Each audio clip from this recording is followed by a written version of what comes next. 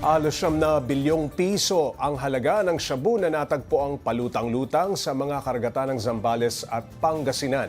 Kaya si Pangulong Bongbong Marcos pinasisira na ang mga ito. Para bigyan ng mukha ang balita, Mobile Journal Julie Baiza. Bulto-bultong shabu sa PIDEA headquarters ang ininspeksyon ni Pangulong Marcos. Ito ang na-recover na floating shabu na aabot sa 8.87 billion pesos ang halaga. Nakita yan ng mga mangingisda na palutang-lutang sa mga karagatang bahagi ng Masinloc, Zambales at Bolinao, Pangasinan ngayong buwan lamang. Sabi ng Pangulo, patunay daw ito ng mas mahigpit ng ugnayan at kooperasyon ng mga pribadong individual sa paglaban sa kalakalan ng ilegal na droga. At least, masasabi natin dito sa ganitong talaki na nahuli natin na dapat ipapasok sa Pilipinas na shabu.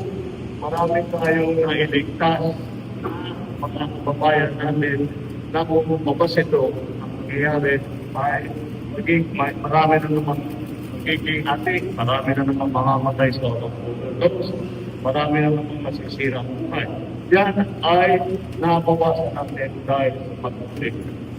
Sa gitna ng pagkakalambat sa bilyong-bilyong pisong halaga ng ilegal na droga, patuloy ang direktiba ng Pangulo na panatilihing mapayapa o bloodless na war on drugs.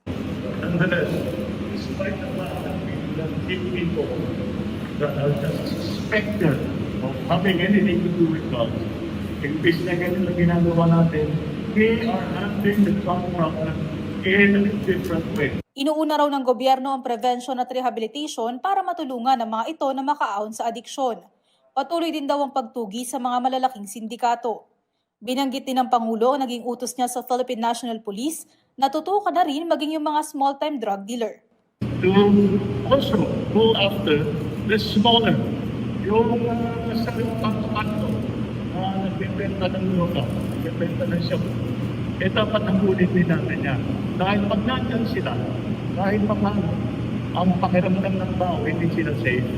Pagka mayroong nagbibenta doon sa tabi nila, Mobile Journal Julie Baiza po, hatid ang mukha ng balita.